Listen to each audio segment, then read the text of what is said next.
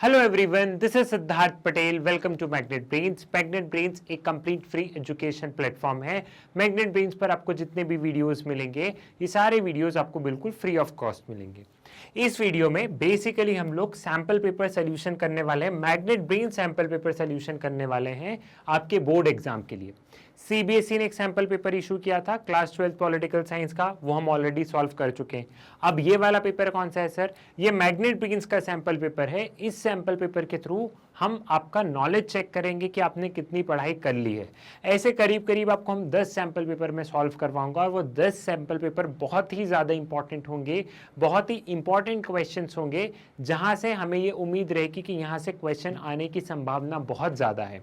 तो ये 10 के 10 सैंपल पेपर बहुत ही ज़्यादा यहाँ पे इंपॉर्टेंट होने वाले हैं। तो ये वाला जो पेपर है ये हो गया आपका पेपर नंबर 1। मैग्नेट ब्रेन्स पर सैंपल पेपर की बुक, प्रीवियस ईयर्स की बुक, ये सारी बुक्स अवेलेबल हैं। अगर आपको इनके बारे में और जानकारी जाननी है तो इस वीडियो के डिस्क्रिप्शन में लिंक है, वहाँ से ई बुक, हार्ड कॉपी वाली बुक, तमाम तरीके की चीज़ें हैं।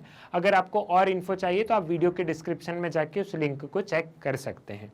स्टार्ट करते हैं हम लोग हमारे सैंपल पेपर से।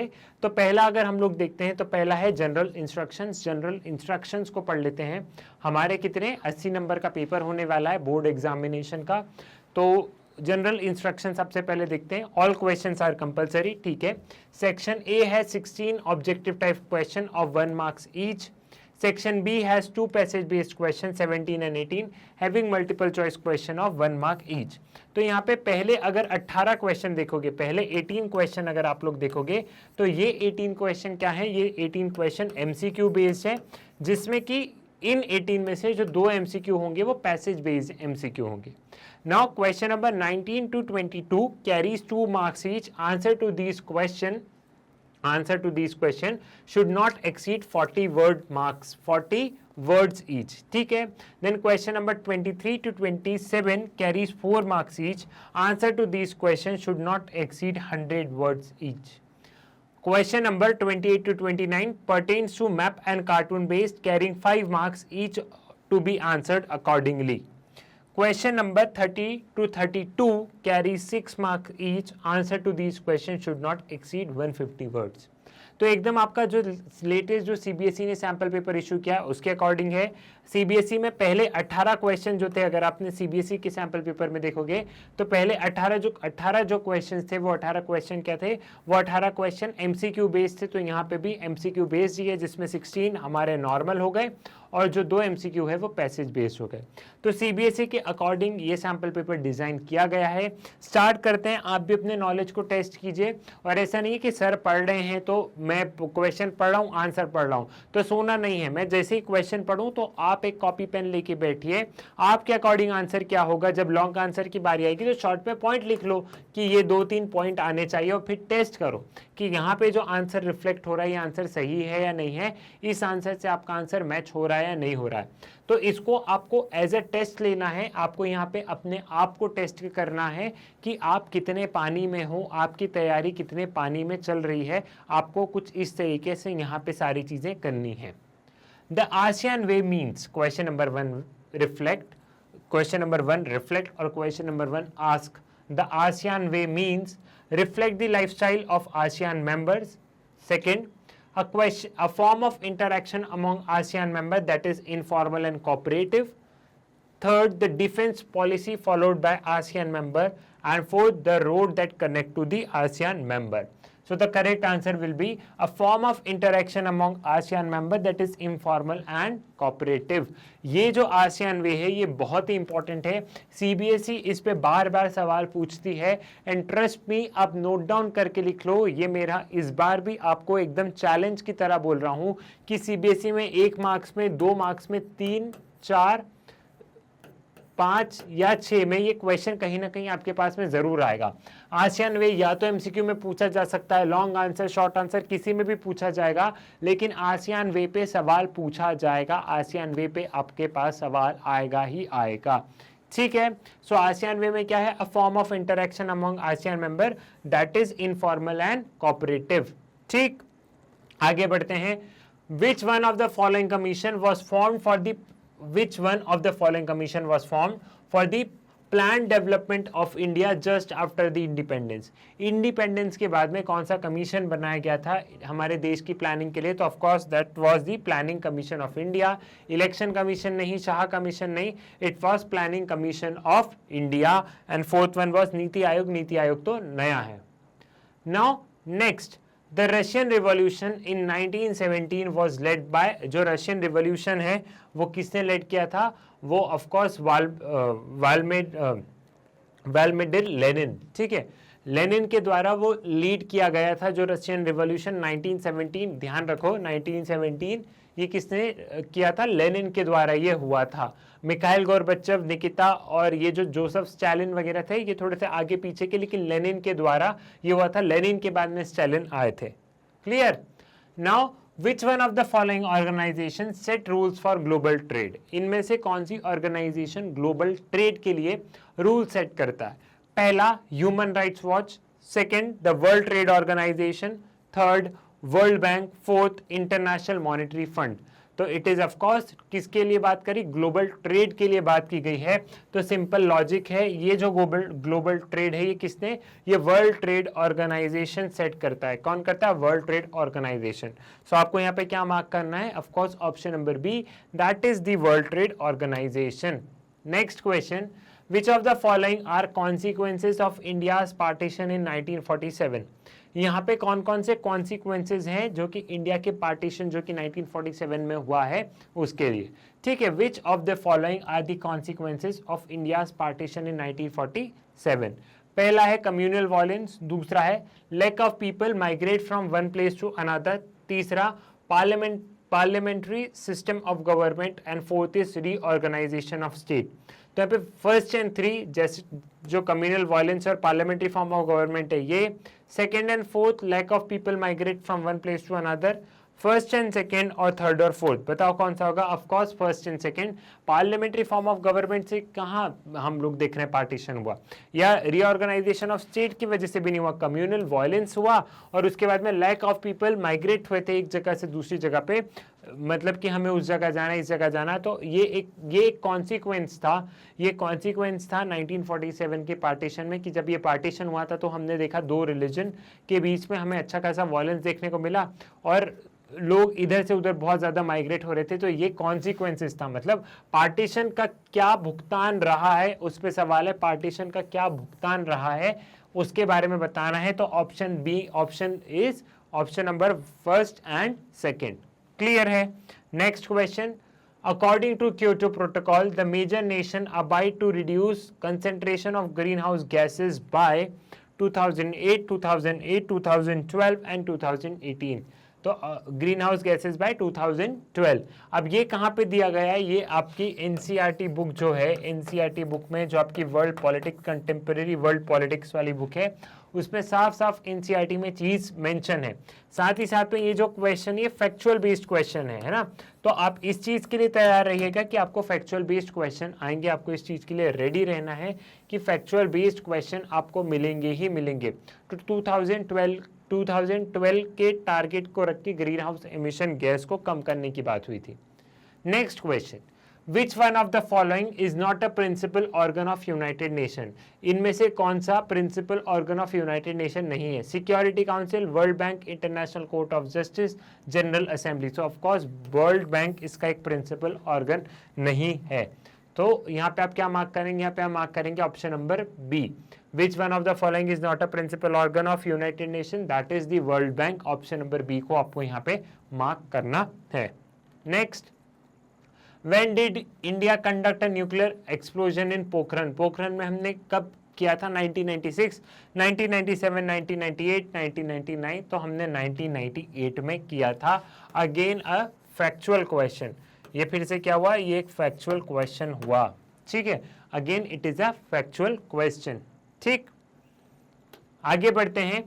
Which one of the following statement about the ethnic conflict in Sri Lanka is false? इनमें से कौन सा स्टेटमेंट जो कि ethnic conflict in Sri Lanka के बारे में वो गलत है? Politics in Sri Lanka openly favored the Sinhalas, ठीक है। Interest of Tamils were neglected, ठीक है। Liberation tiger of Tamil Elam was supported by the SAARC country, there was no political equality in Sri Lanka. तो कौन सा स्टेटमेंट फॉल्स है? Of course हमें दिख रहा है ऑप्शन नंबर सी, क्योंकि यहाँ पे हम लोग पॉलिटिक्स जो श्रीलंका में देख रहे थे ऑफकोर्स वो सिन्हलास को फेवर कर रही थी, और यहाँ पे एक तरीके से ये लोग एक्सप्लॉइट कर रहे थे किसको? तमिल्स को एक्सप्लॉइट कर रहे थे, तमिल के इंटरेस्ट को यहाँ पे नेग्लेक्ट किया जा रहा था।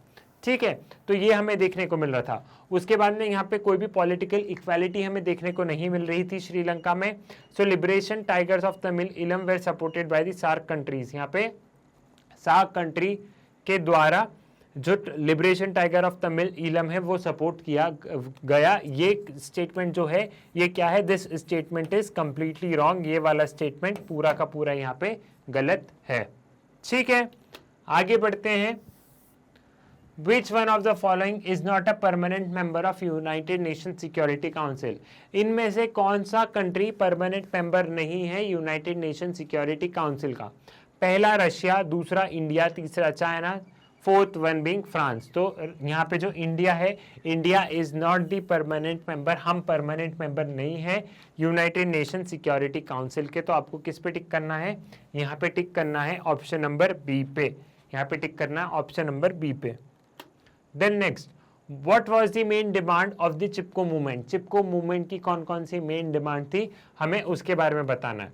पहला, टू प्रिवेंट चाइल्ड मैरिजेस, दूसरा to fight against discrimination. What was the main demand? Main demand क्या थी? To prevent trees from being cut and fell to discontinue child labour. तो Chipko movement was related to trees, Chipko movement was related to environment. तो इनका क्या था? What was the main demand? इनकी main क्या demand थी? To prevent trees from being cut and fell, पेड़ को काटने से बचाना। ठीक है, so the option being option number C, to prevent trees from being cut and fell. Now choose that correct term for coming together of two or more political parties to form a union government।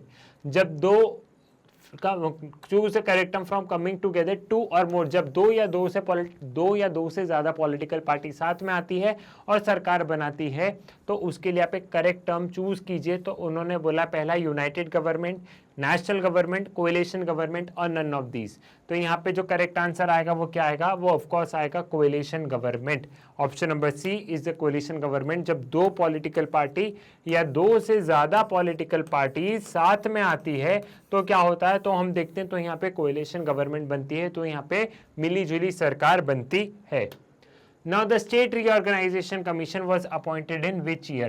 जो State Reorganization Commission है वो कब appoint किया गया था? 1950, 1953, 1951 और 1954। तो 1953 में State Reorganization Commission अपॉइंट किया गया था। अगेन अ फैक्चुअल क्वेश्चन, फिर से ये क्या है? ये एक फैक्चुअल, अगेन ये फिर से एक फैक्चुअल क्वेश्चन है, फिर से ये फैक्चुअल क्वेश्चन है यहाँ पे। Now the United Nation was founded on, the United Nation was founded on, जो United Nation है वो कब फाउंड हुआ था? 24 अक्टूबर 1945, 26 जून 1945, 30 नवंबर 1945, 26 जनवरी 1942। तो 24 अक्टूबर 1945। अब आप बोलोगे सर इतनी सारी चीज़ें रटनी पड़ेगी, सर बहुत ज़्यादा फैक्चुअल क्वेश्चन आ रहा है। देखो फैक्चुअल क्वेश्चन आने की संभावनाएं हैं, ऐसी बात नहीं है, मैं टोटली इग्नोर नहीं कर रहा हूँ कि फैक्चुअल क्वेश्चन नहीं आएंगे, लेकिन ऐसा नहीं होगा कि पूरा का पूरा पेपर फैक्चुअल क्वेश्चन से भरा रहेगा। ईयर हमें हमेशा ध्यान रखना है, अब डेट तो ध्यान नहीं रख सकते। तो देखो उसके लिए ये है कि हम जब 2-3 बार कोई चीज़ों को बार बार पढ़ लेते हैं तो ऑटोमेटिकली जब ऑप्शन आते तो हमें लगता है कि नहीं यही सही है, और कुछ क्वेश्चन में तो रिस्क लेना पड़ेगा। तो आपको अल्टीमेटली रिवाइज करना है। एटलीस्ट आपकी जो दोनों बुक्स हैं, आपकी ये जो दोनों बुक्स है पॉलिटिकल साइंस की, एक बुक जो है वो आपको 3 बार उसका रिवाइज करना है, 3 टाइम्स उसका रिवीजन होना चाहिए। जो आपकी एक बुक है उसका 3 बार रिवीजन होना चाहिए। क्लियर है? समझ में आ गया? ये वाली चीज भी आपको यहाँ पे क्लियर हो गई है। 24 अक्टूबर 1945। आगे बढ़ते हैं। Who among the following encouraged the coup that took place in 1991 in USSR? यहाँ पे कौन लोग थे जो कि जिन्होंने इनकरेज किया था कूप को, जो कि 1991 में हुआ था और जिससे कि यूएसएसआर का डिसइंटीग्रेशन हुआ था? तो bureaucrats, the Soviet troops, hardliners of the communist party और द कोऑपरेटिव सोसाइटी। तो जो सोवियत ट्रूप्स थी उन्होंने इनकरेज किया कि हमें मिलिट्री मतलब वहाँ पे कूप होना चाहिए और फिर सोवियत यूनियन का वहाँ पे डिसइंटीग्रेशन वगैरह सारी चीज़ें होती है। नाउ मैच द फॉलोइंग, एक तरफ क्या है इकोनॉमिक एंड सोशल काउंसिल और यहाँ पे उनके साथ फंक्शन लिखे हैं security Council, international Court of justice, resolving dispute between the, हाँ ठीक है भैया, यहाँ पे अब मैंने अभी आप बोलोगे सर आपने क्या किया, तो मैंने इसको पढ़ा। हमें क्या करना है, हमें मैच करना है सिक्योरिटी काउंसिल है तो सिक्योरिटी काउंसिल की क्या फंक्शन है हमें वो बताना है। इंटरनेशनल कोर्ट ऑफ जस्टिस है तो इंटरनेशनल कोर्ट ऑफ जस्टिस के क्या फंक्शंस हैं हमें वो बताना है। तो पहला इकोनॉमिक एंड सोशल काउंसिल को देखो तो यहाँ पे क्या है, oversee the global financial system, International Court of Justice, Security Council, International Monetary Fund. यहाँ पे देखते हैं oversee the global financial system, reservation of international peace and security, looks into economic and social welfare of the member countries, resolve dispute between and among the member countries। तो यहाँ पे A में देखो 3 कहाँ है, A में 3 कहाँ पे, फिर B में 4, ये वाला जो ऑप्शन है ये सही है। A में देखो इकोनॉमिक एंड सोशल काउंसिल, इसको यहाँ पे मैच कर दो, looks into economic and social welfare of member country, link हो रहा है, क्लिक हो रहा है, ऐसे ही समझ लो, यहाँ पे ऐसे ही समझ लो। अगर नहीं भी समझ में आ रहा हो कि सर नहीं बन रहा है, फिर बी का 4 देख लो एक बार, जब हमें ए का 3 मिल गया है तो बी का 4 देखना, international Court of justice, resolve dispute between member countries and among the member country. बिल्कुल कोर्ट का काम क्या होता है, कोर्ट का काम डिस्प्यूट को रिजॉल्व करना होता है। तो बी का 4 भी सही है, तो ऑटोमेटिकली दिखती सी बात है कि ये वाला आंसर सही होगा। फिर सी का 2, Security Council, reservation of international peace and security, then International Monetary Fund, oversee the global financial system, global financial system को ओवरसी करना, तो ये हो गया। तो यहाँ पे मेरे हिसाब से option number B would be the right answer. देखते हैं अगेन बी है ना, option number B is the right answer over here. जो आंसर नंबर बी है वो यहाँ पे करेक्ट आंसर है। ठीक है, नाउ या तो ये वाला एमसीक्यू कर लो या इसके ऑप्शन में एक और एमसीक्यू दिया है, match the following by choosing the correct codes given below. तो यहाँ पे ये वाला कर लो, के कामराज क्या थे, आचार्य नारायण देव क्या थे, श्यामा प्रसाद मुखर्जी, वीवी गिरी, ये सब क्या थे, तो हमें वो देखना है। Vice president of India, founder of Bharatiya Janata party, founder of socialist party, farmer CM of Tamil Nadu, तो वीएम गिरी क्या थे, वाइस प्रेसिडेंट ऑफ इंडिया थे। के काम ठीक है, तो डी में 1 कहाँ लिखा है, डी में 1 3 ऑप्शन में लिखा है, डी में 1 3 ऑप्शन में लिखा है। तो इससे एक चीज समझ में आई कि ये वाला ऑप्शन को हमने एलिमिनेट कर दिया, ये वाले ऑप्शन को हमने एलिमिनेट कर दिया। ठीक है, श्यामा प्रसाद मुखर्जी, फाउंडर ऑफ भारतीय जनसंघ, तो सी का 2, सी में 2 कहाँ है, यहां दिख रहा है भैया मुझे, सी में 2 यहां दिख रहा है, इसमें नहीं है, तो ऑप्शन नंबर ए भी मैंने एलिमिनेट कर दिया। अब जो आंसर है वो किससे बनेगा, वो या तो बी है या सी है। ठीक है, ये दोनों चीजें हमें पता थी तो ये दोनों चीजें कर ली। अब हमें इन दोनों को चेक करना है ना। कई बार जब सवाल नहीं बनता है तो हम कैसे करेंगे, जब सवाल नहीं बन रहा है तो हम एलिमिनेशन मेथड से भी करेंगे, एलिमिनेशन मेथड भी लगानी पड़ेगी हमें, एलिमिनेशन मेथड से भी हमें सवाल करने पड़ेंगे। एलिमिनेशन मेथड हमें बहुत ज़्यादा हेल्प करेगी क्वेश्चंस को सॉल्व करने में। क्लियर है? ठीक है, आगे बढ़े, आगे इन क्वेश्चंस को सॉल्व करें। तो श्यामा प्रसाद मुखर्जी भी हो गया है, अब के कामराज और आचार्य नारायण देव। तो यहाँ पे एक तो ये फाउंडर ऑफ सोशलिस्ट पार्टी और फॉर्मर सीएम ऑफ तमिलनाडु, तो फॉर्मर सीएम ऑफ तमिलनाडु के काम राय नहीं है, के कामराज है। तो ए में 4th देख लो, ए में 4th, तो ऑप्शन नंबर सी इसका करेक्ट होगा। Option number C is the correct answer. देखा मैंने भी क्वेश्चन कैसे किया, मैं तो आप लोगों को इसलिए बता रहा था कि एलिमिनेशन के माध्यम से बहुत सारे क्वेश्चन सॉल्व हो जाते हैं। तो मैं भी क्वेश्चन क्या कर रहा था, मैं भी क्वेश्चन एलिमिनेट कर करके, क्वेश्चन आंसर को एलिमिनेट कर करके यहाँ पे सॉल्व करने की कोशिश कर रहा था। तो एलिमिनेशन के माध्यम से क्या हुआ, हमें आंसर्स यहाँ पे मिलते नजर आ गए। Now read the following passage carefully and answer the questions that follow। यहाँ पे हमें इस पैसेज को पढ़ना है और फिर आंसर को जवाब देना है। ठीक है, तो यहाँ पे 2 सवाल रहेंगे, इन दोनों सवाल का हमको पढ़ के मतलब पैसेज को पढ़ना है, फिर हमें आंसर करना है। ठीक, most important is that linguistic state permission was given to the doctrine of diversity. When we say that India has adopted democracy, there is a broader meaning in Indian democracy. Democracy was chosen for recognizing diversities and accepting them. Besides, we also have to accept that in diversity there might be conflict in them. In other words, democracy in India is related to ideas, life method and multiplicity. ठीक है, तो यहाँ पे क्या है, democracy diversity इसके बारे में है, और जो स्टेट का जो लैंग्वेज के आधार पे जो स्टेट्स बने हैं उसके ऊपर है. तो with democracy, with which democracy is aligned in ideas and life method, social and economic life, politics and government, none of these. तो in democracy, in ideas and life method, in ideas and life methods, ये रहा ideas and life method. तो ये तो simple सा है, passage पढ़ा, passage से ही क्या हो गया, पैसेज से ही हमें आंसर मिल गया. तो क्वेश्चन देखो, क्वेश्चन से ही हमें आंसर मिल जाएगा. What is the meaning of choosing democracy? To recognize unity and accepting it, to recognize diversity and not accepting it, to recognize diversity and accepting it, and all of the above. यहाँ पे to recognizing diversity and accepting it. Democracy को choose करने का मतलब क्या हुआ कि बिल्कुल हम एक्सेप्ट कर रहे हैं कि हम डाइवर्स हैं, ये इंसान अलग है, ये अलग है, मैं अलग हूँ, कोई और अलग होगा, हम सब अलग हैं और हम इसे एक्सेप्ट कर रहे हैं. तो to recognise diversity and accepting it, हम डाइवर्सिटी को रिकॉग्नाइज कर रहे हैं और साथ ही साथ में हम इसे एक्सेप्ट कर रहे हैं. तो option number C is the right answer over here. ठीक है, option number C is the right answer. Clear है. नाउ थर्ड वाला question, for linguistic state reorganization which principle was permitted? Diversity, unity, culture, civilization.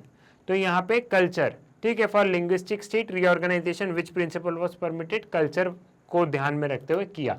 Now in diversity there may be a mutual protest, support, war, none of these. हम diversity में देखते हैं कि वहाँ पे mutual support भी रहता है, तुम हमें सपोर्ट करो, हम तुम्हें करेंगे, तुमने हमारी डाइवर्सिटी को रिकॉग्नाइज किया, हम तुम्हारी वाली चीज़ को रिकॉग्नाइज करेंगे. तो इन डाइवर्सिटी देयर में बी म्यूचुअल सपोर्ट, यहाँ पे हम क्या लिखेंगे, देयर में बी म्यूचुअल सपोर्ट.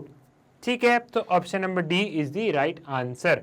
तो यहाँ पे अगर देखा जाए तो ऐसा क्वेश्चन मुझे नहीं लगता कि आपको बनेगा, लेकिन एक बार तो भी यहाँ पे 0.25 का एक एमसीक्यू, 0.25 का एक एमसीक्यू, 0.25 का एक एमसीक्यू ये करके पूछा. Now next question, question number 18, again passage पढ़ना है और आंसर करना है. The collapse of communism was followed in most of these countries by a painful process of transition from an authoritarian socialist system to a democratic capitalist system. The model of transition in Russia, Central Asia, East Europe was influenced by the World Bank and IMF, came to be known as shock therapy. The shock therapy varied in intensity and speed among the second world countries, but its direction and feature were quite similar. ठीक है, shock therapy जो हम लोग देख रहे हैं collapse of communism है, और यहाँ पे कोलैप्स ऑफ कम्युनिज्म में वर्ल्ड बैंक IMF का बहुत बड़ा रोल है, इसके ऊपर से सारे सवाल हैं. Now which of the following incident that have been quoted as collapse of communism, यहाँ पे कौन सा इंसिडेंट बता रहा है कि कम्युनिज्म का कोलैप्स हो गया है? Gorbachev failure to get the desired result through its reform, disintegration of Soviet Union. The Soviet Union had become stagnant in administration. People were not satisfied with the Soviet system and government lost popular backing. तो of course disintegration of Soviet union है ना. Soviet union के disintegration से हमें ये पता चला, पूरे वर्ल्ड में एक मैसेज गया, क्या पता चला कि it is a collapse of communism. जब सोवियत यूनियन का डिसइंटीग्रेशन हुआ तो पूरे वर्ल्ड में मैसेज गया कि जी हाँ, ये क्या है, ये कोलैप्स ऑफ कम्युनिज्म है, it is N collapse of communism.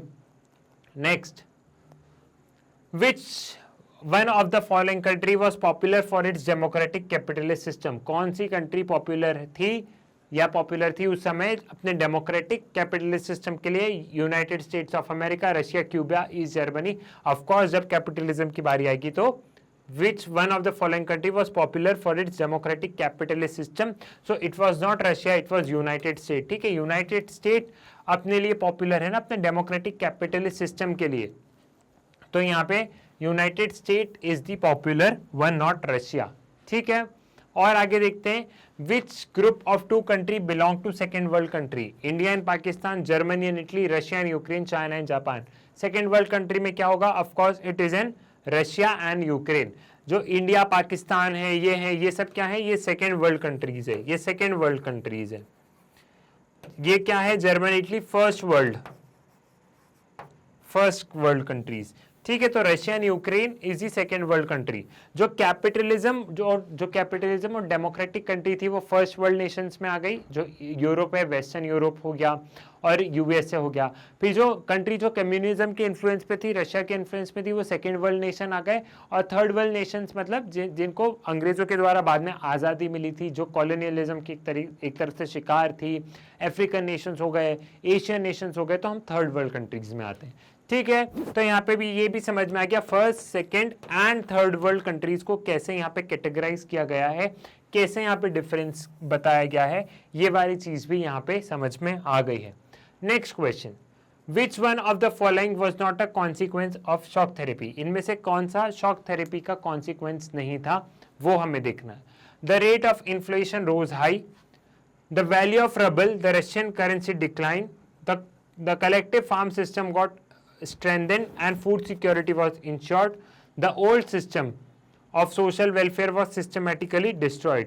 तो यहाँ पे which one of the following was not, इनमें से कौन सा not नहीं था, तो ये वाला the collective farm system got strengthened and food security ensured। Option number C जो है वो होगा इसका करेक्ट आंसर, मतलब वो यहाँ पे नॉट वाले में यहाँ पे सूट कर रहा है। क्लियर है, आगे बढ़े। ठीक है, नाउ यहाँ पे जो क्वेश्चन है अब क्या हो गए, यहाँ पे शॉर्ट आंसर शुरू हो गए हैं। ठीक है, एमसीक्यू वाला दौर यहाँ पे खत्म होता है। We are done with the MCQ, now it's time for short answer questions. हमें आंसर्स देना है 40 शब्द में, वेरी शॉर्ट आंसर टाइप में हमें आंसर देना है, वेरी शॉर्ट आंसर टाइप्स में हमें यहाँ पे आंसर देना है। नाउ क्वेश्चन क्या बोल रहा है, highlight the feature of old system of social welfare that got destroyed due to shock therapy. The feature of the old system of social welfare got destroyed due to shock therapy was withdrawal of government subsidy led to poverty and privatization lead to new disparities। हम लोग यहाँ पे देखते हैं कि government ने subsidies को कम किया और साथ ही साथ में प्राइवेटाइजेशन इकोनॉमी को ओपन अप किया, तो वो एक शॉक थेरेपी का काम किया और उसने यूएसएसआर का डिसइंटीग्रेशन कर दिया। अभी पीछे वाले पैसेज में पढ़ते आए हैं, तो इस वाले आंसर में मैं डिटेल नहीं जाऊंगा। 40 वर्ड में आंसर लिखना, तो आई थिंक आप यहाँ पे बहुत अच्छे से, बहुत बेहतर तरीके से आप लोग आंसर लिख लेंगे। क्लियर है। Highlight any main feature of highlight any one main feature of US economy. आप कोई एक मेन फीचर बताइए यूएस इकोनॉमी का, हमें वो बताना है। The main feature of US economy is that US share of world economy remains an enormous 28%। The US is the present in all parts of world and in all sector of world economy। पूरी world economy में देखें तो US का सबसे बड़ा share हमें देखने को मिलता है। ऑल्दो अब चाइना बहुत अच्छे से कॉम्पिटिट कर रहा है, लेकिन आज भी यूएसए की एक अपनी हेजेमनी है और वर्ल्ड के हर पार्ट में यूएस का बहुत ज़्यादा इन्फ्लुएंस है। इन्फ्लुएंस के मामले में एक बार तुम देखोगे कि चाइना का इतना नहीं होगा, लेकिन हम लोग देखते हैं कि यूएसए का हम लोग वर्ल्ड के हर पार्ट में, हर एंगल में हम एक बहुत ही अच्छा, एक बहुत ही तगड़ा हम यहाँ पे क्या देखते हैं, एक इन्फ्लुएंस देखते हैं वर्ल्ड लेवल पे। क्लियर है, समझ में आ गया, आगे बढ़े। Now mention the issues which India has to face immediately after the independence. उन इश्यूज के बारे में बताइए जो कि इंडिया ने फेस किए हैं आज़ादी के तुरंत बाद। Mention the issues which India has to face immediately after the independence. The issue which India had to face immediately after the independence पर सबसे पहले हमने पार्टीशन देखा। पार्टीशन जब हो रहा था तो डिस्प्लेसमेंट, लोग एक टेरिटरी से दूसरी टेरिटरी में भाग रहे थे, एक वॉयलेंट हमने देखा था। इंटीग्रेशन ऑफ प्रिंसली स्टेट, जो प्रिंसली स्टेट से उनको हमने मर्ज कर दिया, अपने कंट्री में मर्ज किया। एंड रीऑर्गेनाइजेशन ऑफ स्टेट्स, और फिर हमने हमारे देश में स्टेट्स को रीऑर्गेनाइज किया कि महाराष्ट्र, ये गुजरात है, ऐसा करके। ठीक है, तो पार्टीशन सबसे पहले देखने को मिला, फिर डिस्प्लेसमेंट देखने को मिला, integration of princely state and reorganisation of state. इन्हें बहुत ध्यान से देखोगे, बहुत ध्यान से समझोगे तो यहाँ पे क्या समझ में आएगा। इन्हें बहुत ध्यान से देखोगे, बहुत ध्यान से समझोगे तो यहाँ पे तुमको एक चीज ध्यान रखनी है कि यही क्वेश्चन अगर लॉन्ग आंसर में आएगा तो तुम्हें क्या करना है, तो तुम्हें इन सारे पॉइंट को एक्सप्लेन करना होगा। पार्टीशन को एक्सप्लेन कर दोगे, डिस्प्लेसमेंट को एक्सप्लेन कर दोगे, इंटीग्रेशन ऑफ प्रिंसली स्टेट को एक्सप्लेन कर दोगे, रीऑर्गेनाइजेशन ऑफ स्टेट्स को यहाँ पे एक्सप्लेन कर दोगे। तो जब लॉन्ग आंसर में आएगा तब तुम्हें इन सारे पॉइंट को एक्सप्लेन करना।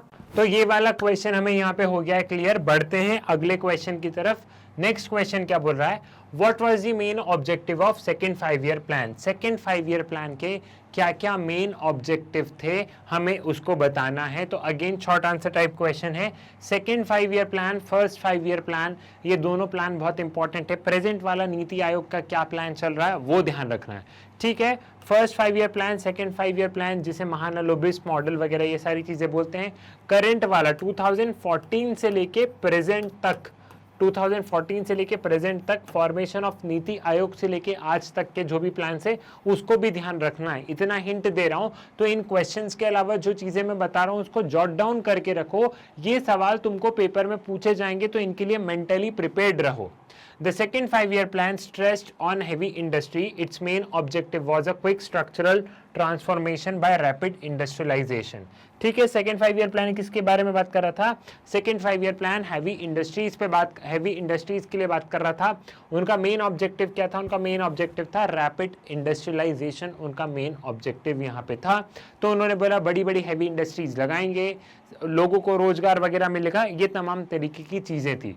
Second 5 year plan, first 5 year plan और प्रेजेंट वाले हमें ध्यान रखना है।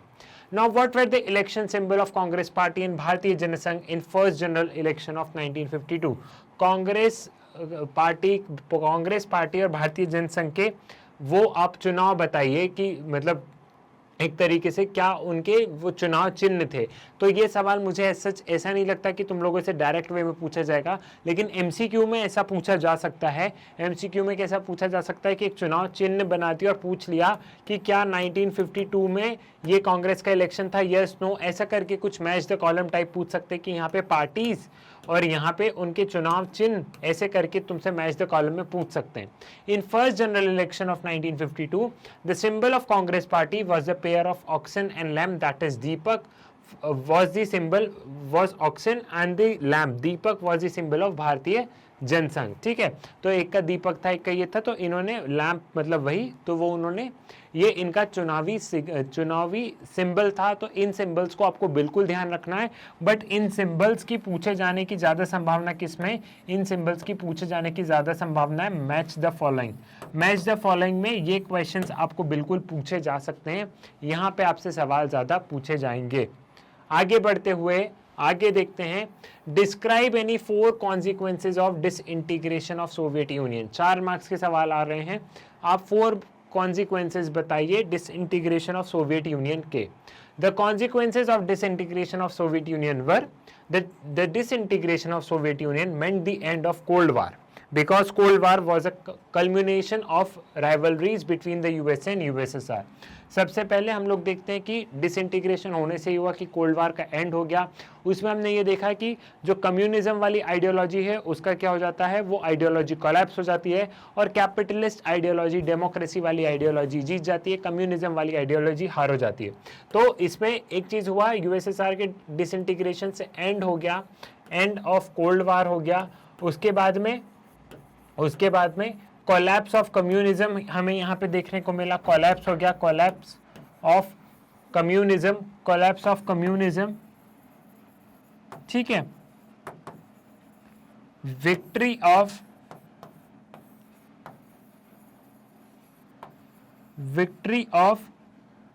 ऑफ क्या, capitalism and democracy, capitalism and democracy, victory of capitalism and democracy.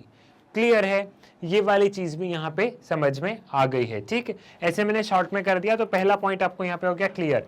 Second point की टूवर्ड्स बढ़ते हुए, the dissolution of Soviet Union led to a dramatic change and upheaval in the power relation which has implication for a world politics. The disintegration opened the world spaces to be dominated by the sole superpower called USA, and the world witnessed a transition from a bipolar world to a unipolar world.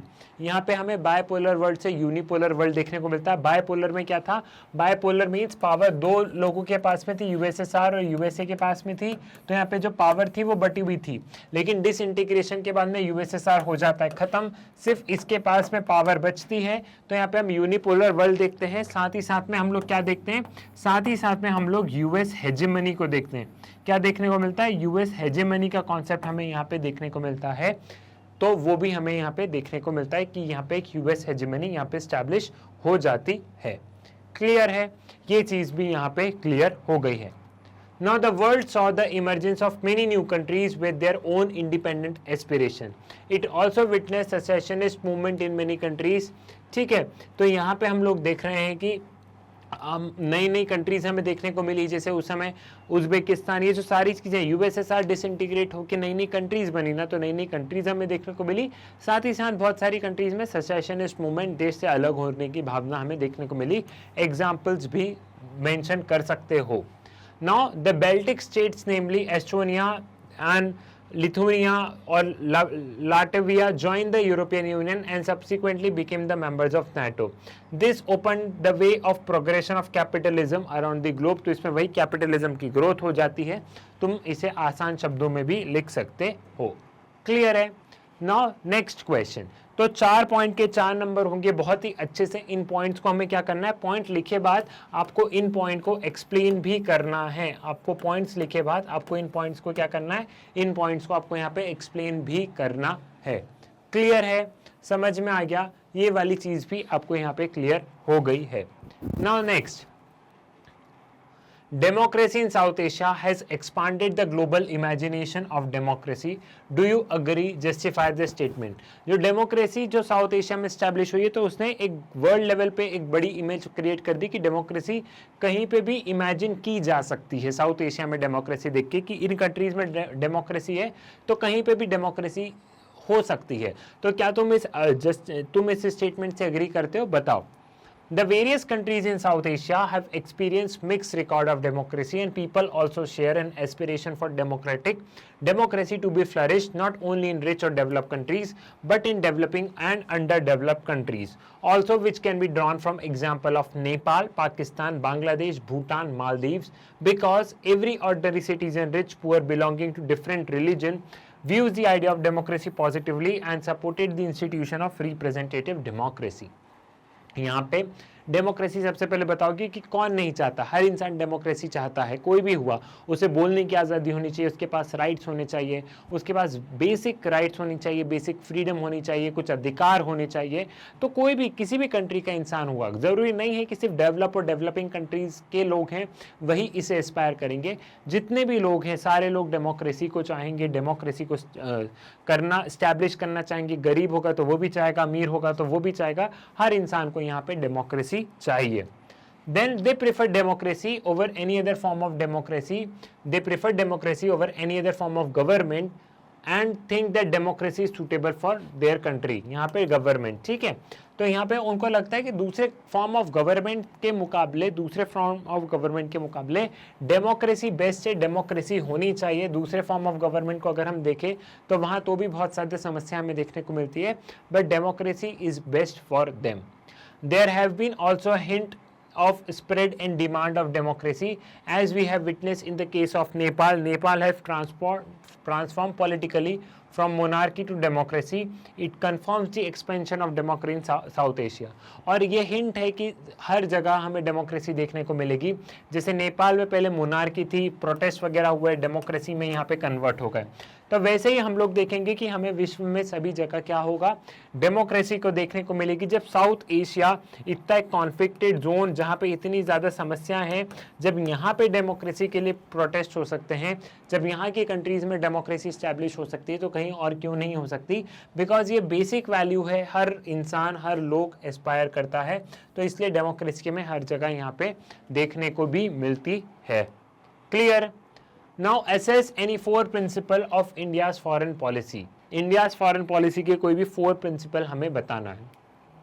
The 4 principle of Indian foreign policies are as follow. पहला, Panchsheel emphasizes that India avoid using force and prefer peaceful method in settling disputes. जो पंचशील है, जो 5, इसके अंदर mutual corporation, territorial integrity को respect करना, ये जो सारी चीज़ें हैं वो पंचशील का पार्ट हो गया कि हम फोर्स वगैरह इस्तेमाल नहीं करेंगे, पीसफुल मेथड से चीज़ों को सुलझाएंगे। तो पहला हो गया पंचशील। दूसरा, India support a multilateral approach to deal with global issues like disarmament, terrorism, unfair trade etcetera. This principle also give India's effort in making institution of global governance like UN, World Bank, IMF and WTO a more legitimate and effective. India हमेशा बोलता है कि इनमें एक multilateral approach लगेगी, सिर्फ India से कुछ नहीं होगा। जब सारी कंट्री साथ में आएगी तब न्यूक्लियर पे, टेररिज्म पे, अनफेयर ट्रेड पे हम लोग काम कर पाएंगे।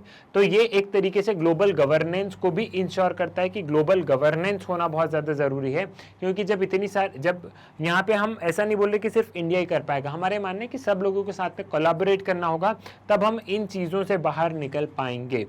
ठीक है, तो ये वाली चीज भी समझ में आ गई। तो इंडिया एक तरीके से क्या कर रहा है, इंडिया एक तरीके से इन सारे इंस्टीट्यूशंस को और पावरफुल बना रहा है। India doesn't choose to violate any international law, convention, treaty, standard once it has given its consent and act in a manner that disturb the peace or promote injustice, mutual benefit और equality। India कभी भी कोई भी international piece conventions इन सबको violet नहीं करता है। ठीक है, इंडिया सारी चीज़ों को बहुत अच्छे से, बहुत एक बेहतर तरीके से इंडिया सभी चीज़ों को एक बहुत अच्छे और एक बहुत ही ज़्यादा बेहतर तरीके से इन सारे ट्रीटी, इन सारी चीज़ों को एक्सेप्ट करता है। अगर इंडिया ने कोई भी अग्रीमेंट साइन कर दिया है तो साइन करे बाद उससे पीछे नहीं हटता है, उसकी रिस्पेक्ट करता है। या तो हम साइन ही नहीं करेंगे, या अगर हमने कोई भी ट्रीटी, कोई भी अग्रीमेंट साइन कर दिया है तो वी विल एक्सेप्ट दैट, हम उसे एक्सेप्ट करेंगे। Now non intervention in each other international affair, साथ ही साथ में इंडिया अननेसेसरी किसी के उसमें इंटरफेयर नहीं करता है।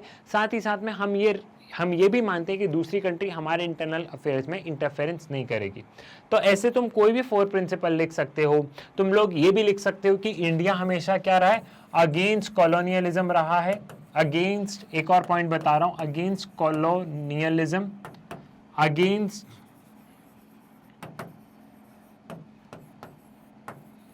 Racial discrimination,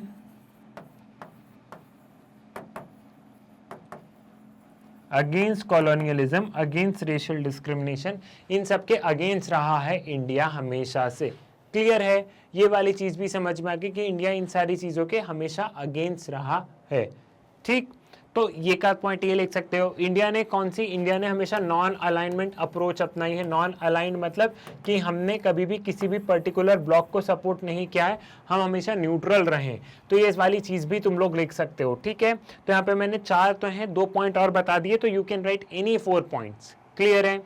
now the European union have evolved over the time from an economic union to more than a nation state, justify with the suitable answers. बिल्कुल, यूरोपियन यूनियन का मकसद था एक इकोनॉमिक यूनियन बनाने का, लेकिन एक वो नेशन स्टेट के तौर पे उभर गई है। इनकी अपनी पार्लियामेंट है, अपना करेंसी है, बहुत सारी चीज़ें हैं। तो यहाँ पे हम लोग देख रहे हैं कि मियर इकोनॉमिक होते होते आज वो एक पॉलिटिकल यूनियन भी बन गया, एक तरीके से नेशन स्टेट का भी काम करने लग गया है।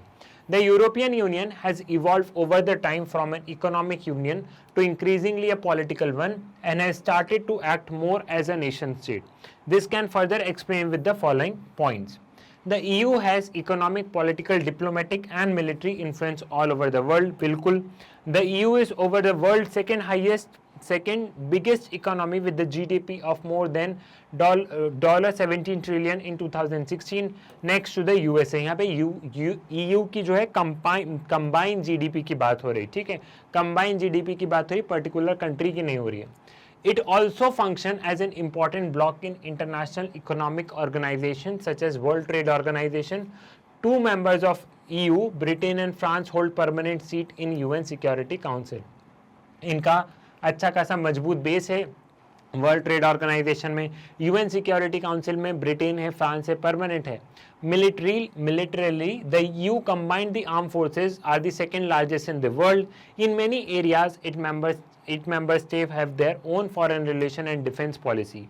EU has its flag. EU का अपना खुद का फ्लैग है, एंथम है, फाउंडिंग डेट है, कॉमन करेंसी है। EU has tried to expand the area of cooperation while acquiring new members, especially from Soviet bloc. ठीक है, इनका अपना फ्लैग, एंथम, सारी चीज़ें, पार्लियामेंट है, साथ ही साथ में ज़्यादा से ज़्यादा मेंबर आ रहे हैं। तो ये सारी चीज़ें हम लोग देख रहे हैं कि इनिशियली EU क्या था, EU एक इकोनॉमिक यूनियन था, लेकिन ये इकोनॉमिक यूनियन बाद में क्या हुआ, ये इकोनॉमिक यूनियन बाद में जाके एक पॉलिटिकल यूनियन में टर्न हो गया। बाद में जाके क्या हुआ, एक पॉलिटिकल यूनियन में टर्न हो गया। ये जो इकोनॉमिक यूनियन है, ये बाद में जाके एक पॉलिटिकल यूनियन में टर्न हो गया है। ठीक है, तो इसी को जस्टिफाई करना है कि कैसे ईयू की शुरुआत एक इकोनॉमिक यूनियन से हुई थी, लेकिन बाद में क्या हुआ, बाद में वो एक पॉलिटिकल यूनियन बन गया। क्लियर, आगे बढ़े।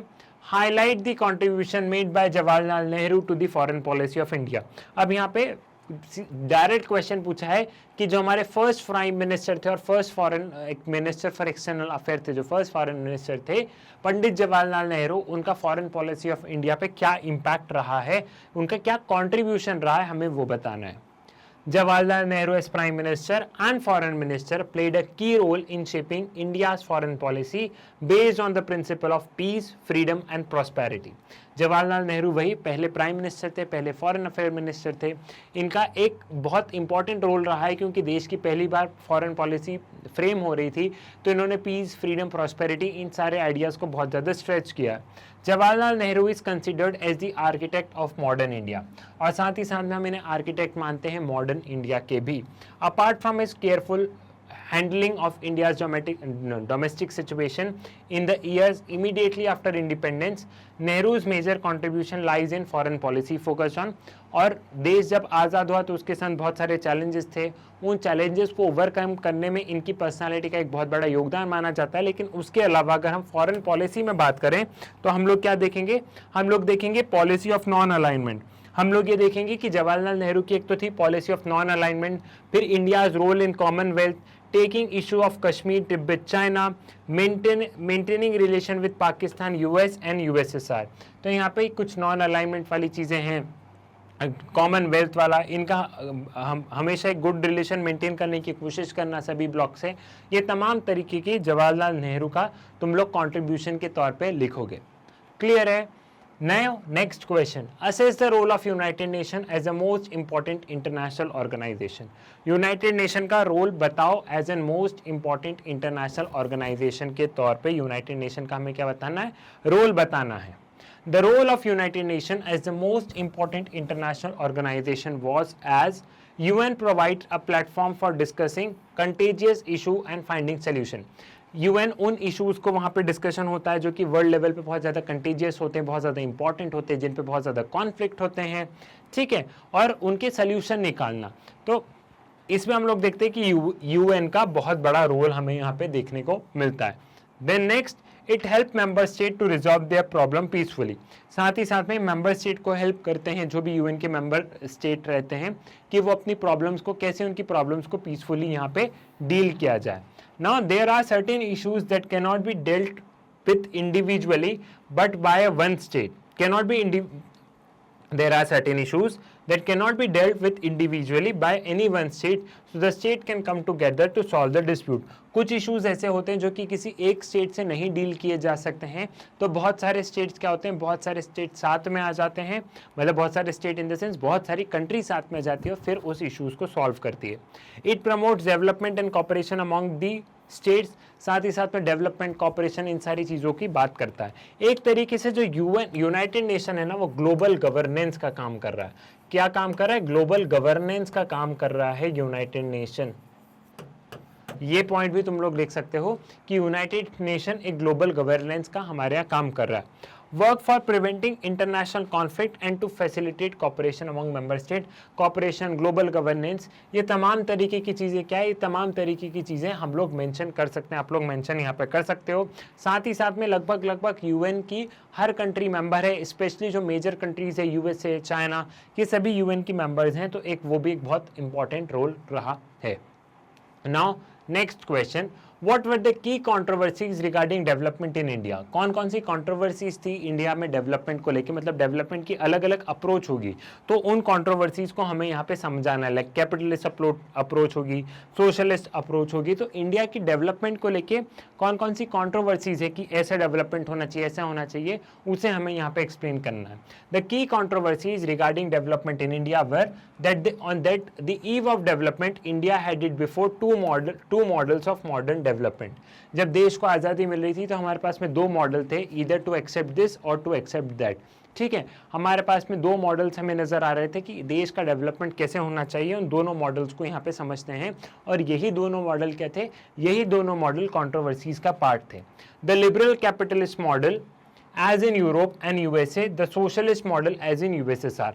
एक था या तो कैपिटलिस्ट वाला मॉडल अपना लो जो कि यूएसए चला रहा है, एक सोशलिस्ट या कम्युनिस्ट वाला मॉडल अपना लो जो कि यूएसएसआर चला रहा है। तो किस हिसाब से डेवलपमेंट हो, डेवलपमेंट करना है ये फॉर श्योर था, लेकिन कौन से मॉडल को अपनाना है ये एक डिबेटेबल था। These two ideologies fueled the Cold War between the two superpower। और यही दो आइडियोलॉजी, कैपिटलिज्म वाली और एक तरफ से कम्युनिज्म, इसकी वजह से हमें कोल्ड वार देखने को मिला। The nationalist leader were clear that the economic concern of government of free India would have to be different from narrowly defined commercial functions of the colonial government. It was clear that task of poverty alleviation and socio-economic redistribution was being seen primarily as a responsibility of government. These differences could not be solved. Elements from both these models were taken and mixed together in India। यहाँ पे ये था कि India एक totally different country है, हम साफ साफ यूएसए का मॉडल भी इंप्लीमेंट नहीं कर सकते और साफ साफ हम यूएसएसआर का भी मॉडल इंप्लीमेंट नहीं कर सकते। जब देश को आज़ादी मिली तो बहुत गरीब स्थिति में, मतलब हमको अंग्रेज बहुत गरीब स्थिति में छोड़ के गए थे। तो हमारे यहाँ पावर्टी से लोगों को बाहर निकालना, वेलफेयर स्कीम्स लेके आना, लोगों को रोजगार देना, बहुत सारे चैलेंजेस थे। At the same time development भी करना है, इंडस्ट्रीज को भी लाना है। तो इंडिया ने क्या सोचा, इंडिया ने एक मिक्स्ड अप्रोच अपनाई। इंडिया ने सोचा थोड़ा कैपिटलिज्म का ले लो, थोड़ा सोशलिज्म का ले लो और थोड़ा सा उसमें इंडियन टच भी दे दो। तो हमने 2-3 जगह से हमने चीज़ें लेके और फिर हमने उसे अपनी कंट्री पे इम्प्लीमेंट करी, क्योंकि हमारी कंट्री की डिमांड वो थी। तो इंडिया ने अपनी नीड के अकॉर्डिंग वहाँ पे डेवलपमेंट करना चाहा, क्योंकि इंडिया की डिमांड कुछ उस तरीके से थी। तो हमारे यहाँ डेवलपमेंट भी कुछ इस तरीके से, यहाँ पे गवर्नमेंट ने सोचा कि कुछ इस तरीके से यहाँ पे डेवलपमेंट होना चाहिए। क्लियर है? अब यहाँ पे मैप वर्क का समझते हैं। मैप वर्क में क्या दिया है, in the given outline political map, in the given outline political map of India, 5 states which have been marked as A, B, C, D, ये देखो A, B, C, D, E, 5 state, ठीक है। In the given political outline map of India, 5 states which have been marked as A, B, C, D, E, यहाँ तक समझ में आया। Identify these states on the basis of information given below। In states को identify करना, ये जो information हमें नीचे दी गई है। And write the correct name in your answer book along with their respective serial number of the information used and the concerned alphabet as per the format that follows. ठीक है भैया, तो हमें ये जो 5 यहाँ पे स्टेटमेंट दिए हैं, इन स्टेटमेंट के बेसिस पे क्या करना है, इन स्टेटमेंट के बेसिस पे हमें यहाँ पे इन 5 स्टेट्स को आइडेंटिफाई करना है, ए बी सी डी। जैसे हमें यहाँ पे पता चल रहा है, यहाँ पे क्या पता चल रहा है कि एक केरला होगा, एक यहाँ पे दूसरा स्टेट होगा, एक वेस्ट बंगाल होगा। तो यहाँ पे ऑटोमेटिकली समझ तो आ रहा है, लेकिन हमें ये देखना है कि कौन सा स्टेट क्या होगा, उसे हमें यहाँ पे समझना है। तो पहले 5 पॉइंट पढ़ लूँ मैं, इसका एक स्क्रीनशॉट लो। तो जरा इसका स्क्रीनशॉट इसलिए लो ताकि तुम खुद भी सॉल्व करोगे, जब तक मैं यहाँ पे सॉल्व करूंगा तुम खुद भी करोगे। इसका स्क्रीनशॉट लिया, अब इसका स्क्रीनशॉट ले लो बेटा, जल्दी से इसका भी स्क्रीनशॉट ले लो, क्योंकि ताकि तुम लोग इसको भी सॉल्व करो यहाँ पे। ठीक है, नाउ पहला, the state which came into existence due to bifurcation at the time of partition in 1947, पहला ये है। ठीक है, a princely state whose ruler resisted its merger with India। कौन सा princely state है जिसका कि ruler ने रेजिस्ट किया था मर्जर विथ इंडिया पे। The state where Congress party failed to win a majority in first general election. वो स्टेट बताओ जहाँ की कांग्रेस पार्टी को मेजॉरिटी नहीं मिल पाई थी फर्स्ट जनरल इलेक्शन में। The 29th state of India, जो लास्ट अभी 29th state of India, and the state which was created in 1966। अब यहाँ पे ये वाला बहुत क्लियर नजर आ रहा है, ये क्लियर है, ये क्लियर है और ये वाला, ये 3 एकदम क्लियर है। इस मैप को बहुत ध्यान से समझो। तो 3 क्वेश्चन, 3 पॉइंट बहुत ज़्यादा क्लियर है। पहला वाला क्या होगा, पहला वाला होगा वेस्ट बंगाल, दूसरा वाला होगा जम्मू कश्मीर, जो कि उन्होंने रेजिस्ट किया था उस समय, है ना, रेजिस्ट नहीं किया था, रूलर ने यहाँ पे, as princely state whose ruler registered with merger with India. तो जम्मू कश्मीर ने उस समय के जो रूलर थे उन्होंने रजिस्ट किया था। फिर उसके बाद में कौन सा है, उसके बाद में हम लोग देखते हैं तीसरा वाला सवाल क्या पूछा गया, the state where Congress party fail to win. Of course Kerala में कांग्रेस पार्टी को अपनी वो नहीं मिली थी। फोर्थ वन बीइंग कौन सा है, फोर्थ वाला क्या बता रहा है, एक सेकेंड, हाँ, the 29th state of India, of course it's Telangana. And then क्या है fifth, the state that was created in 1996, that is the Haryana. तो यहाँ पे ऐसे सब कुछ बता दिया, A B C D E करके इन्होंने ये सारी चीज़ें यहाँ पे बता दी है और आप लोग भी यहाँ पे मार्क कर लोगे। क्लियर है, इसका भी स्क्रीनशॉट ले लो बेटा, आंसर्स का भी यहाँ पे स्क्रीनशॉट ले लो। ठीक है, आगे बढ़ते हैं नेक्स्ट क्वेश्चन की तरफ। Now study the cartoon given below carefully and answer the following question.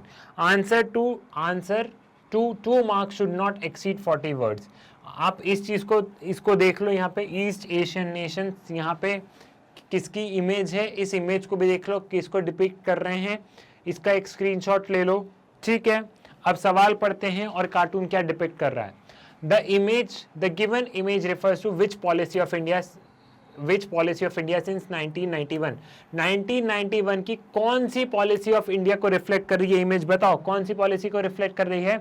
The image refers to the new economic policy. 1991 में क्या आया था, अगर किसी को कार्टून नहीं भी समझ में आएगा तो हमारी न्यू इकोनॉमिक पॉलिसी थी ना, इकोनॉमी को लिबरलाइज करो, फिर प्राइवेटाइज करो, फिर ग्लोबलाइजेशन अपने आप ही हो जाएगा। तो ये जो न्यू इकोनॉमिक पॉलिसी है 1991 को देख के कौन सी पॉलिसी होगी, न्यू इकोनॉमिक पॉलिसी होगी, डायरेक्ट हिंट मिल रहा है, तो वो तुम समझ गए हो। दूसरा, explain the significance of this policy as shown in the image above. अब न्यू इकोनॉमिक पॉलिसी का सिग्निफिकेंस बताना है, बस हमने पॉलिसी बता दी, अब इसका हमें सिग्निफिकेंस बताना है। तो न्यू इकोनॉमिक्स पॉलिसी का प्लस पॉइंट बता दो बच्चों यहाँ पे। The policy is related to economic liberalization in India. This policy brought various changes to bring economic reform such as expand in the private and foreign investment, but it also result in reduction in import tariff, deregulation of market, etc. This on the one hand makes economy market oriented, but at the same time increase competition for domestic producer. But once the policy is adopted, India has to stay on the path and bear the cost of economic liberalization and economic growth. इसने पूरी economy को open up कर दिया तो ज़्यादा से ज़्यादा foreign investors आए, इन्वेस्ट किया, बहुत बढ़िया हुआ, इकोनॉमी में बूम मिला।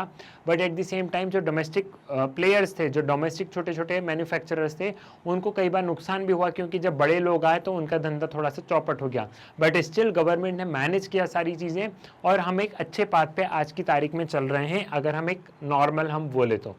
फिर तीसरा, evaluate India's role in ASEAN. ASEAN में इंडिया का रोल बताओ। ठीक है, तो इसमें जनरल ही लिख देना, आसियान में ट्रेड वगैरह के बारे में लिख देना, सारी चीज़ें बता देना। Association of Southeast Asian Nation (ASEAN) was formed in 1967.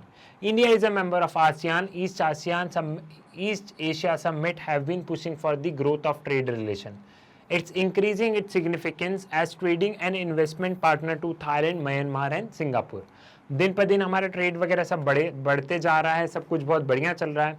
India is looking forward to create an area for free trade investment, provision of labour and services. India respect the national sovereignty of every country and believes in regional development. India has sign free trade agreement with 2 ASEAN nation, that is Singapore and Thailand. हमने कुछ countries के साथ में free trade agreement sign किया है, हम और भी देख रहे हैं, ट्रेड को बूस्ट करना चाहते हैं, हम उन कंट्रीज की रिस्पेक्ट करते हैं, बदले में हम भी रिस्पेक्ट चाह रहे हैं, और कॉपरेशन के माध्यम से तुम्हारा भी डेवलपमेंट हो और कॉपरेशन के माध्यम से हमारा भी डेवलपमेंट हो। हम कुल मिला के बस यही चाह रहे हैं इनसे। क्लियर है? ठीक। Now next question, assess the positive and negative aspect of India's relation with Bangladesh, how this relationship can be improved। अब इसमें 3 चीज पूछी इस क्वेश्चन में। पहली चीज क्या पूछी कि बांग्लादेश से हमारे पॉजिटिव बता दो, ये पहली चीज है। फिर बांग्लादेश से हमारे नेगेटिव बता दो, ये दूसरी चीज है। फिर तीसरा यहाँ पे ये बताओ, क्या बताना है, how can these relationship B improve, और ये रिलेशन कैसे इंप्रूव होंगे। तो 2 नंबर का हो गया आपका पॉजिटिव, 2 नंबर का हो गया आपका नेगेटिव, और 2 नंबर का आपका हो गया कि ये जो रिश्ते हैं ये कैसे सुधरेंगे। तो इन 3 पॉइंट पे तुमको अपने आंसर को कवर करना है। तो टोटल ये कितना हो गया, टोटल ये 6 नंबर का क्वेश्चन हो गया, लॉन्ग आंसर टाइप है। एक सवाल के अंदर तुमसे 3 सवाल पूछे गए हैं, और अगर तीनों को बांटोगे तो 2 करके हमारे 6 नंबर बनते हैं। तो आंसर भी कुछ उस हिसाब से ही लिखना है। तो ऐसा नहीं कि पूरा पेपर नेगेटिव से भर दिया, पूरा पेपर पॉजिटिव से भर दिया, क्योंकि पॉजिटिव के 2 मिलेंगे, नेगेटिव के 2 मिलेंगे, रिलेशन कैसे इंप्रूव होंगे उसके 2 मिलेंगे। तुम भले कितना भी पन्ना भर दो, तुम पूरे पन्ने में सिर्फ ये लिखो और सिर्फ ये लिखो, और कितना भी अच्छा आंसर क्यों ना लिख दो, तो 4 ही नंबर मिलेंगी, 6 नहीं मिलेंगे।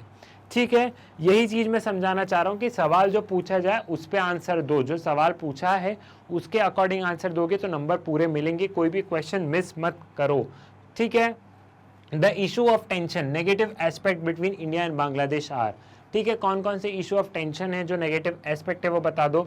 Sharing of river water between Ganga and Brahmaputra, Ganga और ब्रह्मपुत्र का जो हमारा पानी जो इंडिया से होते हुए कहाँ जाता है, बांग्लादेश में जाता है, उसको लेके डिस्प्यूट है।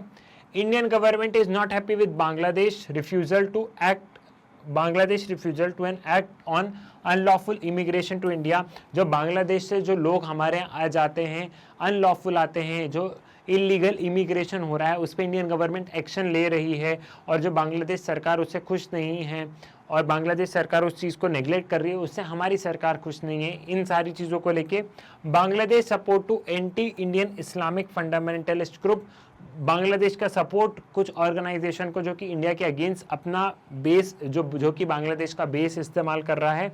And Bangladesh refuse to allow Indian troop to move through its territory for north eastern region, और बांग्लादेश ने रिफ्यूज़ कर दिया अपनी टेरिटरी से हमारे इंडियन आर्मी को निकलने से नॉर्थ ईस्टर्न रीजन में जाने के लिए। अगर तुम लोग इंडिया को बहुत ध्यान से देखोगे तो यहाँ पे एक छोटा सा चिकन स्नैक है और यहाँ पे नॉर्थ ईस्टर्न स्टेट्स है, तो यहाँ पे बहुत एक छोटा सा कॉरिडोर है यहाँ पे, ठीक है, सिलीगुड़ी कॉरिडोर हम जिसे कहते हैं, तो ये बहुत ही छोटा सा है। तो हम चाहते हैं कि हमारे जो इंडियन आर्मी के ट्रूप्स है वो यहाँ से जाके नॉर्थ ईस्टर्न रीजन में आ जाए, लेकिन यहाँ पे बांग्लादेश की सरकार का रिजेक्ट करना वो भी कहीं ना कहीं हमारे बीच में टेंशन एक इशू का कारण है। क्लियर है? तो ये तुम्हारे हो गए क्या, ये तुम्हारे हो गए नेगेटिव पॉइंट्स। अब यहाँ पे आ जाते पॉजिटिव एस्पेक्ट में। The issue of cooperation, positive aspect between the both the countries are, positive aspect क्या है, from the last decade economic relation have been strengthen, economic relation बहुत सही हुए हैं।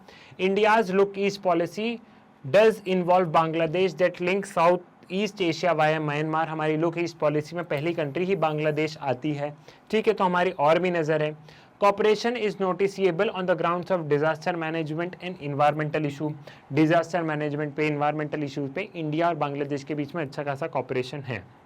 Area of cooperation is broadened by identifying areas of common threat and by responding sensitively to each other need. साथ ही साथ में हम उन एरियाज पे कॉपरेशन कर रहे हैं जहाँ पे हम दोनों को लग रहा है कि दोनों को थ्रेट है, और हम साथ साथ में नीड आइडेंटिफाई करें कि बांग्लादेश को ये ज़रूरत है तो हमने प्रोवाइड कर दिया, हमको ये ज़रूरत है तो बांग्लादेश ने प्रोवाइड कर दिया। कुछ इस बेसिस पे भी हमारा कॉपरेशन चल रहा है। नाउ अब इम्प्रूवमेंट की बारी आ गई, chances for improvement in relationship, तो ये हमारी तीसरी हेडिंग आ गई, ठीक है। Today, India and Bangladesh are partner of progress and development and all our destinies in a sense becoming increasingly intervened. This is also a manifestation of India's neighbor first policy that stem from the realization that India's continued growth and development, the entire region needs to be prosperous. हमारी need है कि दोनों country को develop होना है। India की जो policy है, इंडियाज नेबर फर्स्ट पॉलिसी, वो एक तरीके से सेंस ऑफ सिक्योरिटी सभी कंट्री के मन में डेवलप कर रही है कि हाँ, हम चाहते हैं कि हमारा विकास हो, साथ में तुम्हारा भी डेवलपमेंट हो। तो ये कुछ अच्छी चीज़ें हैं, और इन फ्यूचर देखा जाए तो जो डिस्प्यूट्स, ऐसा लिखोगे, जो डिस्प्यूट है वो डिस्प्यूट भी सुलझाए जा सकते हैं बातचीत के माध्यम से, पीसफुल टॉक्स के माध्यम से, और दोनों कंट्री साथ में मिलकर डेवलप कर सकती हैं, ठीक है। Next question, analyse common problem of south Asian countries. हमें कुछ कॉमन प्रॉब्लम्स को एनालाइज करना है जो भी साउथ एशियन कंट्रीज हैं उनको, जैसे पावर्टी वगैरह, ये जो सारी प्रॉब्लम है, poverty, violation of human rights, ये हमारी कुछ कॉमन प्रॉब्लम्स हैं। South Asia includes countries like India, Pakistan, Bhutan, Bangladesh, Maldives, Sri Lanka. पहले साउथ एशिया क्या है उसको आइडेंटिफाई कर दिया। There are various areas such as Himalayas, Arabian sea, bay of Bengal, Indian ocean which are part of these region. बहुत बढ़िया। The common problems among them are, ठीक है, हमने सबसे पहले साउथ एशियन कंट्रीज कौन कौन सी है वो तुम बताओगे, ताकि ये क्लियर हो जाए कि मतलब ताकि एग्जामिनर को ये क्लियर हो जाए कि तुम्हें पता है कि साउथ एशियन कंट्रीज कौन सी है। फिर तुम आके अब सारी चीज़ें बताओगे। कुछ लोग साउथ एशियन कंट्रीज में अफगानिस्तान को भी इंक्लूड करते हैं, कुछ नहीं करते हैं, वो मैं जब चैप्टर समझाऊंगा तो तब उसको भी क्लियर कर दूंगा, ठीक है। पहला पावर्टी, हमारे यहाँ पावर्टी एक बहुत बड़ा चैलेंज है। Now violation of human rights, there exist a great threat to human rights from anti social element, communalist, from the people with native attitude, thinking approach, ठीक है। हमें यहाँ वायलेशन ऑफ ह्यूमन राइट्स भी देखने को मिलता है सभी कंट्रीज में। Problem faced by democracy. Several countries of South Asia aspire to be democratic country but face a problem of stable democracy. Her country democracy की मांग करती है, हर कंट्री डेमोक्रेसी को चाहती है, लेकिन एक स्टेबल डेमोक्रेसी देखने को नहीं मिल रही. मोनार्की आती, डेमोक्रेसी आती, फिर मोनार्की, मिलिट्री रूल, डेमोक्रेसी, फिर मिलिट्री रूल. स्टेबल मतलब सस्टेनिंग, लॉन्ग टर्म तक हमें सस्टेनिंग नहीं देखने को मिल रही है. वुमेन एम्पावरमेंट, जो हमारे यहाँ है, वुमेन का रेशियो है, वुमेन पढ़ी लिखी कम है, नौकरियां कम कर रही है, तो ये एक अनदर इशू है. इनको एक्सप्लेन तुम कर लोगे. Poverty, violation of human rights, problem face by democracy, women empowerment, ये कुछ मेजर इश्यूज हैं साउथ एशियन कंट्रीज के. क्लियर है? ठीक है. Now question number 31. What was the first major thrust of first 5-year plan? In which ways did the second plan differ from its first one? यहाँ पे ये बताया गया कि पहला 5-year प्लान में क्या कमी थी. पहला 5-year प्लान में ऐसा क्या था कि जो सेकेंड 5-year प्लान आया वो एकदम कम्प्लीटली अपोजिट आया फर्स्ट 5-year प्लान के. हम यूजली प्लान बनाते हैं तो हम प्लान कैसे बनाते हैं? हम प्लान बनाते हैं कि अभी ये चीज़ करनी है, ये वाली चीज़ हो गई, फिर सेकेंड प्लान बनेगा वो इस चीज़ के कंटिन्यूएशन में सेकेंड होगा. लेकिन इंडिया में ये हुआ कि फर्स्ट 5-year प्लान कुछ दूसरा था और सेकेंड एकदम कम्प्लीटली डिफरेंट. तो ऐसा क्यों हुआ कि फर्स्ट प्लान और सेकेंड प्लान ये एकदम कम्प्लीटली हमें डिफरेंट देखने को मिला? ऐसा क्यों हमें ये सारी चीज़ें देखने को यहाँ पे मिली है? ठीक है. The first 5-year plan aimed at getting the country out of the cycle of poverty. ठीक है. It thrust was an agrarian sector including investment in dams because the agriculture sector was the hit hardest by the partition and needed immediate action. पहला agriculture पे, पहला plan ने agriculture पे focus किया क्योंकि हमारी इकोनॉमी उसी पे बेस्ड थी और ये बहुत ही ज़्यादा अंग्रेज़ों के द्वारा बहुत ही ज़्यादा इस सेक्टर की तबाही हो गई थी. फिर पार्टीशन देखने को मिला तो पहले उसमें डैम वगैरह बनाना, ये सारी चीज़ें करना जिससे कि एग्रीकल्चर उत्पादन बहुत अच्छा हो, ऐसा कुछ होने लगा. Now the political consequences. The stark contrasts between the poor peasantry and the landlord produce condition favorable for left-wing organization to organize poor peasant. The Green Revolution also resulted in the rise of what is called the middle peasant sections. These were the farmers with medium-scale holding who benefited from the changes and soon emerged politically influenced in many parts of the country. सबसे पहले हमें ये contrast देखने को मिला कि हमें यहाँ पे क्या देखने को मिल रहा था? पॉजिटिव कॉन्ट्रास्ट ये देखने को मिल रहा था कि ये हम लोग देख रहे थे कि ग्रोथ हो रहा था, एक मिडिल क्लास ग्रो होने लग गई थी, सारी चीज़ें ग्रो हो रही थी. ठीक है. जो अब तक लैंडलॉर्ड वाला सिस्टम चल रहा था उससे हम थोड़ा सा बाहर आ रहे थे, सारी चीज़ें थोड़ी सी बढ़िया चल रही थी, एक मिडिल क्लास इमर्ज हो गई. ग्रीन रिवोल्यूशन बाद में आया तो और इम्पैक्ट हुआ, तो ये तुमने पॉजिटिव बता दिया. Now negative consequences. Only the rich peasant and large land holders were the major beneficiaries of this process. This created a stark contrast between poor peasantry and landlords. The Green Revolution delivered only moderate agriculture growth. Some regions like Punjab, Haryana and Western Uttar Pradesh become agriculturally prosperous while other regions remained backward. अब यहाँ पे ये कहना है कि इसका जो result हमें देखने को मिला वो एक जैसा नहीं मिला. किसी एरिया को बहुत ज़्यादा डेवलप हो गया, कोई कम रह गया, और जो मेजर जिसको फ़ायदा पहुंचा है वो अमीर लोगों को पहुंचा है, गरीब लोगों को हमें ज़्यादा फ़ायदा देखने को नहीं मिला. तो ये भी एक चीज़ यहाँ पे देखने को मिली, ये भी इसका नेगेटिव वो रहा है. Now the second 5-year plan differed from the first plan in the following ways. अब second 5-year plan कैसे first 5-year plan से different रहा है उसे देखते हैं. The second 5-year plan stressed on heavy industries in the place of agriculture. In first 5-year plan had preached patience. The second 5-year plan want to bring a quick structural transformation by making changes simultaneously in all possible direction. पहला 5-year plan जो था वो agriculture पे बात करता था, second वाला industry पे करता था. एक क्विक ट्रांजिशन देखने को मिला. पहले 5-year प्लान में थोड़ा सा पेशेंस रखा सरकार ने कि धीरे धीरे चेंजेस आएंगे, लेकिन सेकंड 5-year प्लान ने सरकार ने एकदम से झपट मार के सरकार ने सोचा कि हमें सभी सेक्शंस को ठीक करना पड़ेगा. ऐसा नहीं हो सकता अभी एग्रीकल्चर को सुधारो फिर इंडस्ट्री को, जी नहीं. सरकार ने सोचा कि नहीं, हमें सभी सेक्शंस को ठीक करना पड़ेगा. The push for industrialization marked a turning point in India's development in second 5-year plan. जो इंडस्ट्रियलाइजेशन का जो पुश था वो एक तरीके से शिफ्ट चेंज हुई. कैसे शिफ्ट चेंज हुई? टर्निंग पॉइंट रहा इंडिया के डेवलपमेंट के लिए. क्लियर है? Next, state the factor that led to the Pakistan failure in building a stable democracy. हमें वो फैक्टर्स बताने हैं जो कि रिस्पॉन्सिबल है पाकिस्तान में एक स्टेबल डेमोक्रेसी क्यों नहीं देखने को मिली. पाकिस्तान में हमें क्या देखने को मिलता है? डेमोक्रेसी, मिलिट्री रूल,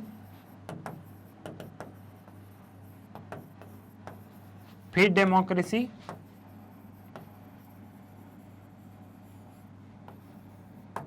फिर मिलिट्री रूल, फिर डेमोक्रेसी। तो हम हमेशा पाकिस्तान में देखते डेमोक्रेसी रही, फिर मिलिट्री रूल आ गया, फिर डेमोक्रेसी आई, फिर मिलिट्री रूल आया, फिर डेमोक्रेसी आई। तो हमें एक स्टेबल डेमोक्रेसी यहाँ पे देखने को नहीं मिल रही है। यहाँ पे हम लोग देख रहे हैं एक स्टेबल गवर्नमेंट देखने को नहीं मिल रही है। यहाँ पे सरकार हमें यहाँ पे चेंज होती नजर आ रही है, एक स्टेबल डेमोक्रेसी देखने को नहीं मिल रही।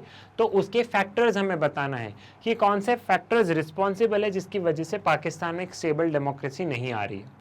Several factors that lead to Pakistan failure in building a stable democracy are, कौन कौन से फैक्टर है? The social dominance of military, clergy and land owning aristocracy were responsible for frequent overthrow of elected government and establishment of military government. जो social dominance था military, clergy class का, जो अमीर लोगों का था, उन्होंने हमेशा मिलिट्री को चाहा और डेमोक्रेटिक गवर्नमेंट को नहीं चाहा। The pro military groups became more powerful and over the India Pakistan conflict. These groups are against the principle of political party and democracy. यहाँ पे जो इंडिया पाकिस्तान कॉन्फ्लिक्ट है, इसको मिलिट्री ने एक अच्छा वो देखा मौका, और मिलिट्री वहाँ पे बहुत ज़्यादा एक्टिव हो गई और उन्होंने बोला कि डेमोक्रेसी से कुछ नहीं होगा, इंडिया से लड़ना है तो मिलिट्री को ही पावरफुल बनाना पड़ेगा। Pro-military groups have often said that political parties and democracy in Pakistan is imperfect, that Pakistan's security would be harmed by selfish-minded parties and disordered democracy, and the army rule therefore justified. यहाँ पे उन्होंने वही वाली चीज़ें बोली कि democracy harm करेगी, वो जो डेमोक्रेसी होगा उसमें सब अपना देखेंगे, लेकिन मिलिट्री होगी तो देश के बारे में सोचेगी। There has been a strong sense of pro-democracy sentiment in the country. उनके यहाँ पे लेकिन लोग डेमोक्रेसी को चाहते थे, लेकिन जब आर्मी की बात होती है तो आपने नहीं देखा सब चुप हो जाते, तो वो वाली बात है। Absence of genuine international support for democratic rule has further encouraged the dominance of military. Like US and other Western countries have encouraged military rule, authoritarian rules for their own reasons. यहाँ पे दूसरी countries भी नहीं चाहती थी, USA जो powerful country थी, कि वहाँ पे क्या है, यहाँ पे डेमोक्रेसी आए। ये लोग हमेशा चाहते थे कि अथॉरिटेरियन रूल रहे, तो इसकी वजह से भी यहाँ पे हमने देखा कि डेमोक्रेसी की बात इतनी तेज नहीं दिखी हमें यहाँ पे। क्लियर है, समझ में आ गया, ये वाली चीज़ भी यहाँ पे क्लियर हो गई है। नाउ अब हम हमारे फाइनल क्वेश्चन पे हैं, मतलब इसका और वाला भी है, लेकिन हम हमारे फाइनल क्वेश्चन पे क्या बोल रहा है question, how did the dominance of Congress party in the first 3 general election help in establishing a democratic setup in India. तो देखो क्वेश्चन क्या बता रहा है कि कांग्रेस पार्टी की जीत पहले 3 जनरल इलेक्शन में कैसे डेमोक्रेटिक सेटअप को इंश्योर करती है। ठीक है, so the dominance of Congress party in first 3 general election helps in establishing a democratic setup in India in following way. The first general election was a big test of democracy in poor and illiterate country. Till then, democracy had existed only in prosperous countries. By that time, many countries in Europe had not given voting rights to all women. In this context, India's experiment with universal adult franchise appeared very bold and risky. India general election of 1952 became a landmark history of democracy all over the world. उस समय हमारे देश की स्थिति बहुत ज़्यादा ख़राब थी, लोग इलिटरेट थे, हमने सभी को एक साथ में वोटिंग राइट दे दिया, हमने कोई डिस्क्रिमिनेशन नहीं किया। और अर्लियर डेमोक्रेसी देखे तो एक प्रॉस्परस कंट्री में ही देखा जाता था, यूरोप वगैरह में विमेंस के पास राइट नहीं थी। और इंडिया का ये मूव एकदम से एक लिए सबके लिए एकदम बोल्ड और रिस्की सबको लगने लगा। It was no longer possible to argue that democratic election could not be held on the condition of poverty or lack of education. It proved that democracy could be practiced anywhere in the world. India का general election ने ये prove कर दिया, first general election है, कि democracy पूरे विश्व में कहीं पे भी प्रैक्टिस की जा सकती है। Congress worked as the social and ideological coalition which is known as the rainbow-like coalition, representing India's diversity, which helped in establishing a democratic setup, and the next 2 general elections strengthened the democratic setup in India. और कांग्रेस उस समय पे क्या करी थी, एक rainbow like coalition का काम कर रही थी, मतलब विद इन दी कांग्रेस बहुत सारे लोगों के इंटरेस्ट अलग थे, लेकिन सबको कांग्रेस ने अकोमोडेट किया। जो अर्लियर कांग्रेस और आज की कांग्रेस में यही तो फर्क है। अगर कोई आपसे पूछे कि पहले की कांग्रेस में और आज की कांग्रेस में क्या फर्क है, तो यही फर्क है। पहले की कांग्रेस में क्या था कि बहुत सारा कांग्रेस के अंदर बहुत सारी छोटी छोटी पॉलिटिकल पार्टी थी और सब लोग कांग्रेस की आइडियोलॉजी से सहमत नहीं थे, उसके बावजूद सब लोग कांग्रेस में आके कांग्रेस के साथ में रह के बहुत अच्छे से काम करते थे। ठीक है, तो पहले ये स्थिति थी। तो और ये जो स्थिति थी, ये जो कांग्रेस पार्टी के अंदर जो डेमोक्रेसी थी, इसकी वजह से हमने देखा कि फिर आगे के 2 और जनरल इलेक्शन में हमें ये देखने को मिला कि कांग्रेस ने डेमोक्रेसी को स्ट्रेंथन किया है। क्लियर है? Next question, describe the challenges that India faced at the time of independence in 1947। ये क्वेश्चन रिपीटेड है, बस जो हमने पीछे पढ़ा था। द फर्स्ट चैलेंज क्या था, मैंने आपको पहले भी ध्यान हो तो शॉर्ट आंसर में मैंने बताया था कि बेटा अगर यही लॉन्ग में आ जाए तो इसको क्या करना है, उन्हीं 4-5 पॉइंट को तुमको एक्सप्लेन करना है।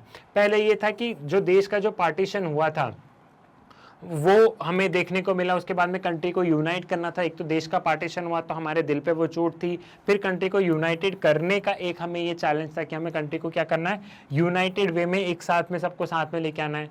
सेकंड चैलेंज क्या था, सेकंड चैलेंज था डेमोक्रेसी को इंश्योर करना, सबको राइट मिले। थर्ड चैलेंज ये था कि डेवलपमेंट हो, पूरी सोसाइटी का डेवलपमेंट हो, सारी चीज़ें बहुत बेहतर तरीके से हो, ये चैलेंज था।